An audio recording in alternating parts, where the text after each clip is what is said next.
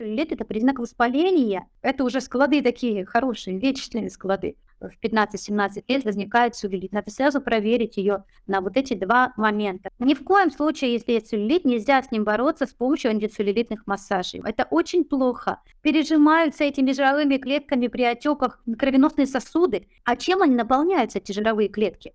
А вдруг ты сутки есть не будешь? И ты не волнуйся, можешь съесть еще и вторую пироженку сверху того, как это для себя, да? Невозможно остановить процесс седины, если у вас все время высокий инсулин. То есть организм сам себя лечит.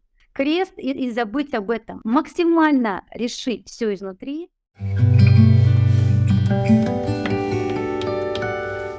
Доброго дня всем. Мы будем говорить о самой базе. Потому что именно через внешний вид, через кожу, через волосы, ну и еще, пожалуй, через слизистую, организм дает нам возможность увидеть, что же не в порядке, причем с самыми ключевыми, базисными вещами.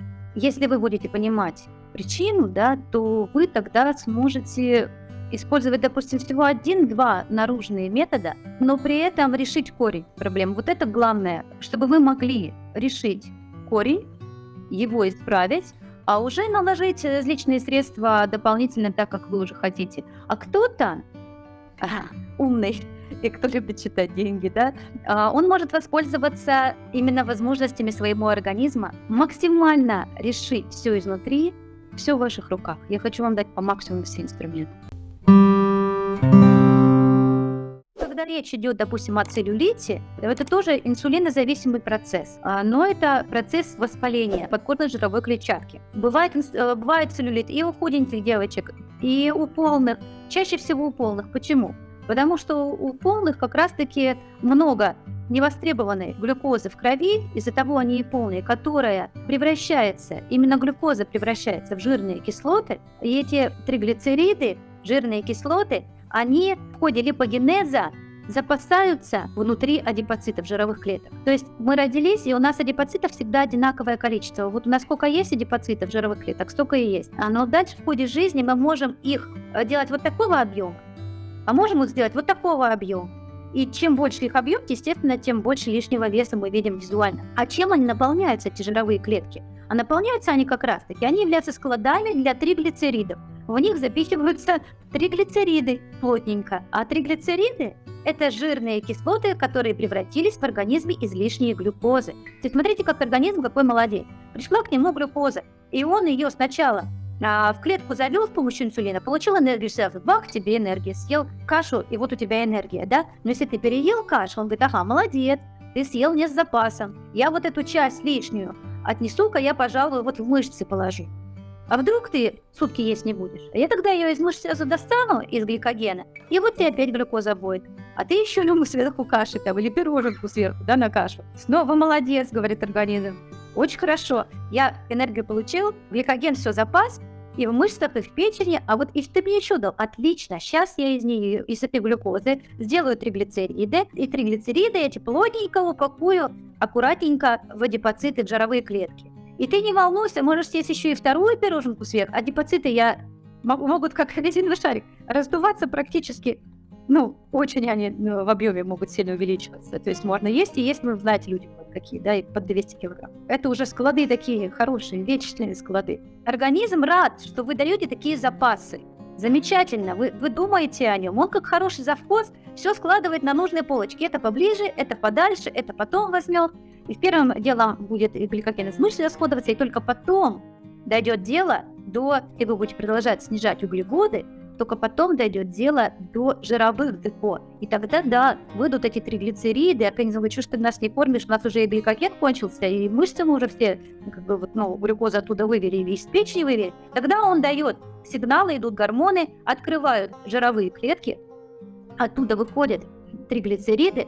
Триглицерид – это глицерин и 3 жирные кислоты. Расщепляется это все, и из жирных кислот организм начинает получать энергию. Таким образом, так, например, работает кето-диета, так, например, работает голодание, так работает интервальное голодание, когда вы, например, в 14 часов не едите ранний ужин и потом завтрак. То есть вот это вот все, таким образом мы можем только освободить вот эти склады жировых депо. Но, к сожалению, инсулин, помимо того, что вот все это стимулирует и запасает вот эти вот в жировых депо, он еще и блокирует глюконеогенез и образование кетоновых тел. То есть невозможно добиться аутофагии, невозможно омолодить организм, невозможно остановить процесс седины, например, если у вас все время высокий инсулин. Сложно бороться с целлюлитом, с воспалениями подкожно-жировой клетчатки, если у вас все время высокий инсулин, потому что он не дает никакого шанса снизить воспаление. Воспаление хорошо снижается нашим же организмом внутри кетоновыми телами.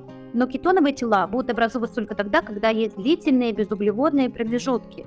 И мы можем себе это позволить, и тогда опустошаются вот эти вот адипоциты, жировые клетки, и из жирных кислот появляются кетоновые тела. И они действуют как внутриклеточные противовоспалительные агенты. То есть организм сам себя лечит. Он сам все может сделать, но мы ему все время мешаем. Мы все время делаем перекусы, схватили, мимо стола шли яблочко, там мы выпили сладкого чая, тут с подружкой, вроде я же не буду есть, я только кофе, и у подружки 2 кусочка отщипну там пирожного, да. То есть вот это вот все у нас надо, мы постоянно себя останавливаем, не даем организму делать свою работу. Но что самое главное, я хочу сказать по поводу целлюлита. Ни в коем случае, если есть целлюлит, нельзя с ним бороться с помощью антицеллюлитных массажей. Вот на этом вообще надо поставить табу какой-то для себя, да, крест и забыть об этом. Это очень плохо. Потому что теперь вы понимаете, да, вот я вот вас все вот на логику призываю, к логике призываю, то есть вот через логику пропускать.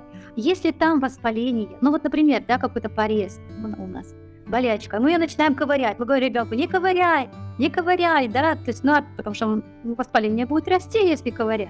Так вот здесь то же самое, там воспаление, эти макрофаги вокруг бедных этих адипоцитов, переполнены эти жировые клетки, адипоциты, триглицеридами, просто большие жировые клетки адипоцитов, в них много триглицеридов. И все это поэтому такое бугристое, потому что они большого размера, и они отдельно друг от друга, конгломератами собираются, поэтому вот это вот такое рельеф. И они облеплены этими макрофагами. Мы начинаем это еще активно мять как-то там этими антицеллюлитными массажами, с синяками, и с болью, и с отеками. Разрыв соединительной ткани происходит. И дополнительно появляется воспаление. То есть еще больше идет туда маркеров воспаления, и воспалительных агентов появляется еще больше. Понимаете? Пережимаются этими жировыми клетками при отеках кровеносные сосуды, возникает гипоксия. То есть очень часто вот как раз вот у молоденьких девушек вот этот вот целлюлит, он причина два момента: инсулинорезистентность и железодефицит. Если у вашей дочки там 15, 16, 17 лет не должно быть вообще целлюлита, в принципе, говорят, что это вторичный женский признак. Нет, небольшой вес вторичный женский признак, но не целлюлит. Целлюлит – это признак воспаления, излишнего разрастания адипоцитов, которые пережимают кровеносные сосуды. Это не может быть нормой.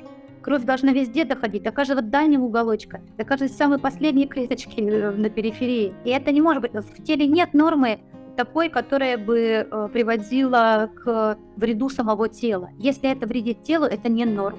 Это принято считать нормой, но это не норма. Соответственно, когда жировые клетки разрастаются, они пережимают эти мелкие капилляры. Помните, они у нас от инсулинорезистентности еще и хрупкие. То, естественно, там возникает гипоксия на этой периферии, на этой подкожно-жировой клетчатке. И эта гипоксия меняет метаболизм адипоцитов и еще больше усиливается воспаление. И есть дефицит, скорее всего, железа и инсулинорезистентность, если у молодой девочки в 15-17 лет возникает целлюлит. Надо сразу проверить ее на вот эти два момента. И поэтому массаж любой антицеллюлитный, травмирующий, он только усугубит ситуацию.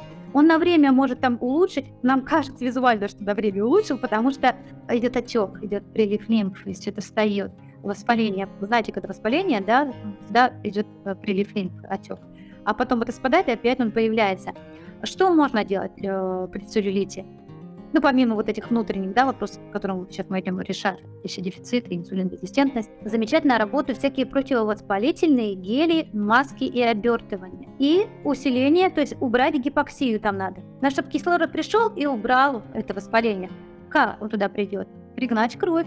Соответственно, физические упражнения. Должны быть физические упражнения, идеальный вариант. И после физических упражнений противовоспалительные, обертывания, там, как хотите, гели какие-то, да, то есть местное применение противовоспалительных средств. К таким средствам противовоспалительным относятся, например, гель алоэ вера с некоторыми эфирными маслами, там, допустим, розмарина, масло сосны, масло чайного дерева, мяты, ну вот я как бы основные такие привожу, масло лимона, к примеру. То есть вот есть масла можжевельника, можно сделать себе после спорта, нанести на эти зоны гель алоэ вера вот с этими эфирными маслами. Обычная дозировка такая, что на 1 столовую ложку всего в общем смеси эфирных масел, какие бы вы ни взяли, должно быть порядка там буквально 1-2 капель. Этого хватит, потому что вы покрываете большую поверхность. Вот это будет работать лучше всего. Либо глиняные какие-то, обертываний много различных, какие можно, да, придумать. С водорослями очень хорошо работают, потому что местное поступление йода, если качественные, да, препараты, местное поступление йода всегда оказывает противовоспалительный эффект. Вы знаете, да, йод, почему йодом мажут? Он хороший противовоспалительный эффект оказывает. А если просто намазать маски, просто там, то есть не будут работать какие-то гели для тела или какие-нибудь там гели для душа, они не будут работать, потому что это ни о чем. Как бы смыли мы и смыли грязь. А вот если вы сделаете, например, сходите в душ, сделаете скрабик себе, по телу, кофейный, допустим, скраб, только не по лицу, а именно по телу. Потом небольшая тренировка, даже 30 минут. Вот просто, просто прогулялись, сходили, чтобы у вас поработали мышцы и кровь пошла туда, где обычно она не доходит, пережата, а микроциркуляцию увеличили. И потом вы на это уже сразу нанесли гель или сделали маску с водорослями, да, альга-маски различные существуют, с голубой глиной, либо гель алоэ вера с эфирными маслами сделать. То есть вы нанесли что-то, можно под пленку. И вот минут 30 вы тогда не смываете, либо просто нанесли тонкий слоем, отдели держите так, как лежат, да? Вот тогда это будет работать правильно. Вот тогда будет антицеллюлитное действие. Плюс то, что вы позанимались спортом, вообще потратили энергию, вы уже, вспомните, да, уже о чем мы говорили, вы потратили глюкозу, значит, в крови, которая а если вы еще сделали натощак утром, еще не завтрак, вот сделали вот эту процедуру, 30 минут на велотренажере, или просто 30 минут вы пешком пошли до школы и обратно, ребенка отвели в садик. Или вы эти 30 минут взяли и там и с утра вымыли полы и сделали зарядку, например. Хорошо, просто 100 приседаний, сколько можете отжиманий. Вот уже. И сколько можете там ноги поднимать лежа на пресс, правда. То есть вот вы уже сделали микроциркуляцию, и сразу же мы наносим противовоспалительное средство.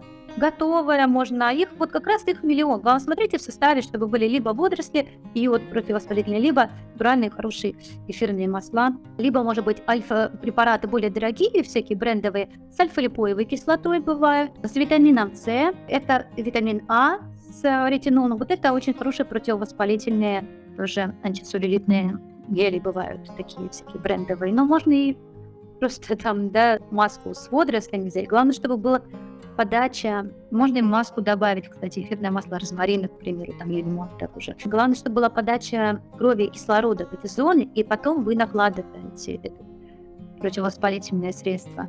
Когда вы убираете гипоксию, снижаете воспаление. Плюс вы тратите глюкозу в крови, значит, выходит гликоген из мышц, а если вы сделаете, как я говорила, голодный желудок и не будете потом еще сразу накидываться на еду, то, конечно же, у вас снизится и гликоген, и начнут топиться жировые депо. Значит, уже эти адипоциты станут меньше, макрофагов вокруг станет меньше, воспаление снизится не только наружу, но и изнутри вы с этим работаете. Инсулинорезистентность начнет уменьшаться, потому что организм, он поработал, глюкоза упала, ему надо повысить чувствительность к инсулину, ему надо добавить глюкозы из гликогена, а потом и из жировых депо триглицериды вывести. То есть здесь вот сразу целая цепочка такая открывается, хорошая, важная для нас. Спасибо вам за то, что вы пришли, выразили желание, и желаю вам, чтобы все советы были практикой применены.